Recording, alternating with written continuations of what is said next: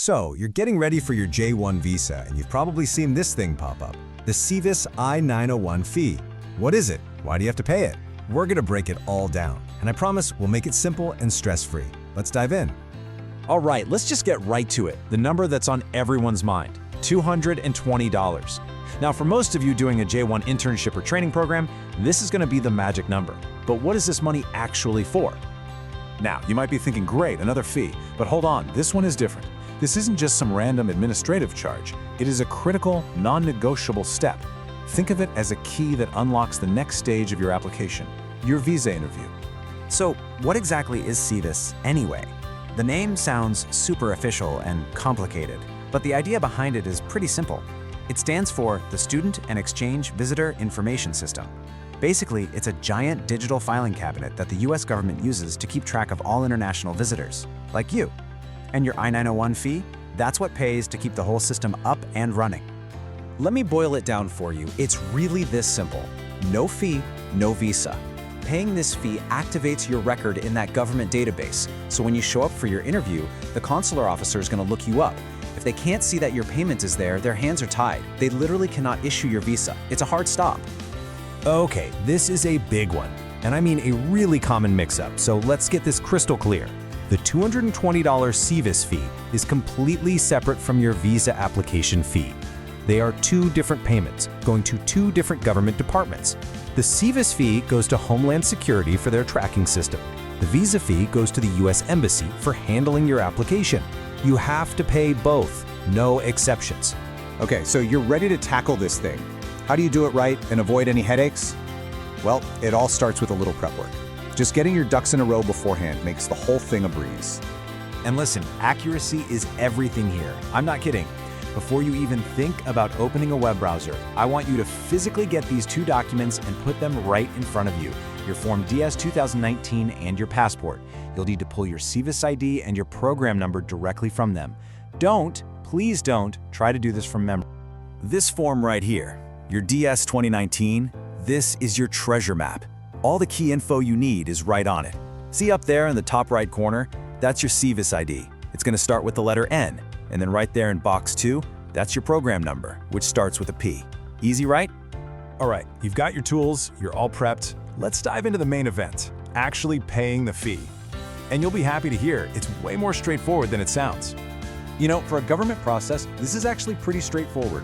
It's really just 4 simple steps. First, you'll go to the official website. We'll get to that in a second. Then you'll type in your details, making sure they match your documents exactly. You'll pay. A credit or debit card is usually the quickest way to go. And then you'll do the final and most important step of all. And I'm gonna say this again because it is so important. That printed receipt, that is your golden ticket. It's the official proof you need. Sure, save a PDF on your phone as a backup. That's smart. But having that physical, printed out piece of paper is absolutely non-negotiable. And you're gonna need that physical piece of paper in your hand at 2 super important moments. First, at the embassy during your visa interview, and second, when you land in the US and you're talking to the Customs and Border Protection officer. You'll hand it over with your passport and your DS 2019. Okay, so you know what to do.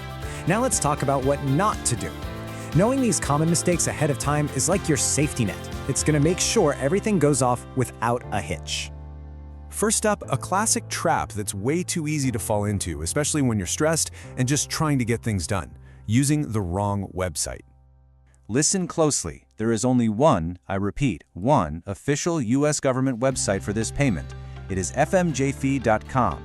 Any other site you see, any third-party service that promises to help, is either going to charge you extra money for no reason, or worse, it could be a complete scam. Just stick to the official one. All right, next pitfall, your name. Seems simple, right? But you'd be surprised how often this trips people up. You gotta remember, these are computer systems. They're not looking for close enough, they're looking for an exact match. So if your passport says Jonathan, you type in Jonathan, not John, not Johnny, and if you've got multiple last names, enter them just like they appear in your passport. Any little mismatch can flag your application and cause a delay. Okay, one last and really critical warning. This is about something you might be tempted to do after you've successfully paid. Whatever you do, never dispute this charge with your credit card company. If you see the fee and don't recognize it at first and file a chargeback, It will instantly cancel your SEVIS payment in the system. This is a huge mistake that could not only get your payment invalidated, but could even cause your visa to be revoked later on. Just don't do it. All right, let's wrap this up by tackling a few of those what-if questions that might be floating around in your head right now. So, what if you're a Canadian citizen? Well, even though you don't need a visa interview, you still have to pay the fee and show that receipt at the border. What happens if your visa gets denied? Don't worry, the news is good. Your fee payment is good for a full 12 months. So if you reapply for the same program, you don't have to pay again. And what if you lose that all-important receipt? Don't panic. You can just go back to that official website, fmjfee.com, check your status, and print a new one. So after all that, all these forms, fees, and websites, why does it matter? It matters because getting this little piece of paperwork right is the first step to an absolutely life-changing experience. Just listen to what Sophia, a past J-1 participant, said. Her internship gave her so much more than just work experience. It gave her perspective. So think of this fee less as a hassle and more as your investment. It's the key that's going to unlock the door to your own new perspective.